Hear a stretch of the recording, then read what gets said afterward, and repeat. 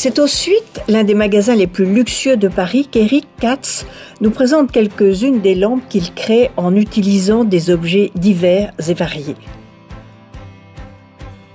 Donc ce ne sont que des verreries anciennes que je chine dans les salles des ventes, les brocantes, les antiquaires, les culs du camion. Et je me fais un point d'honneur à ce que ça soit vraiment que des verreries qui datent grosso modo des années 20-30 pour les plus anciennes jusqu'aux années 80 pour les plus récentes. Et là en ce moment je suis énormément dans la couleur, la période est suffisamment triste pour qu'on ait envie de choses qui réveillent un petit peu et qui filent la pêche.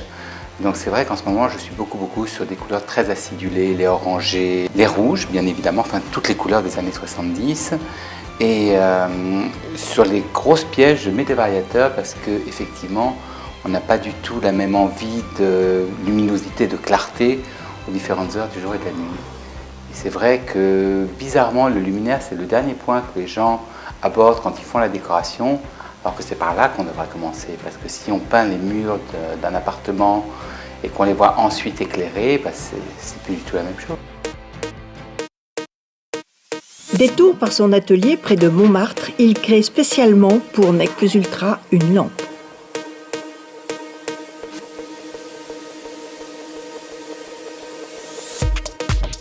Donc je vais démarrer par un couvercle de casserole que je vais détourner. Je vais percer la partie centrale pour faire passer ma tige filetée électrique.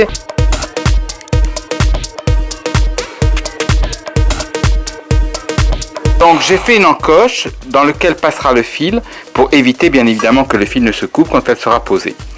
Tous mes modèles sont toujours signés au dos, donc je le grave à partir d'une petite meuleuse.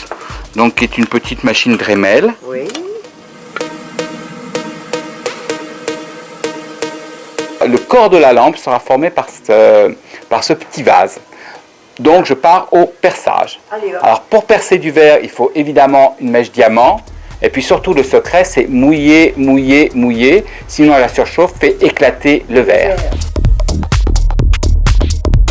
Le verre est donc maintenant percé et va venir sur la tige filetée. Mais pour cacher le filetage qui est très moche à l'intérieur, je vais couper un tube de tringle à rideau qui s'achète au mètre en fait, donc ça c'est quelque chose de récent, et que je vais couper avec un appareil qu'utilisent les plombiers pour couper leur tube. Donc il s'agit tout simplement de serrer le tube dedans et puis après on tourne autour, donc là c'est vraiment de l'huile de coude. Donc maintenant que le tube a été coupé et placé à l'intérieur, on a une finition absolument parfaite. Donc on va placer l'embout de robinet au-dessus du vase Leonardo. Ensuite on va utiliser des disques durs d'ordinateur, 2 disques durs qui vont venir de chaque côté de ce rond de serviette en plexi jaune.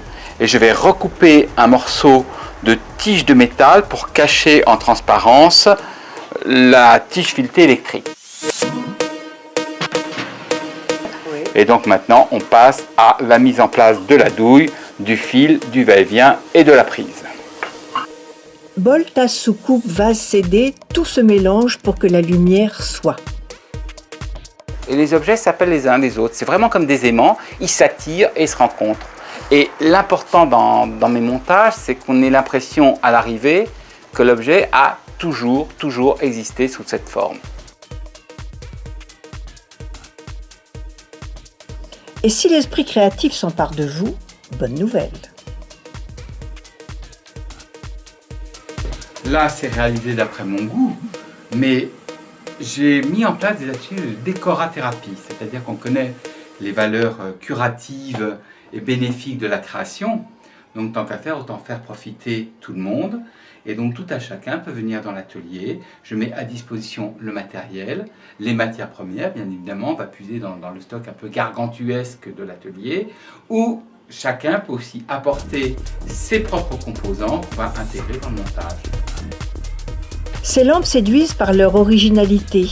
Magasins et restaurants se les arrachent.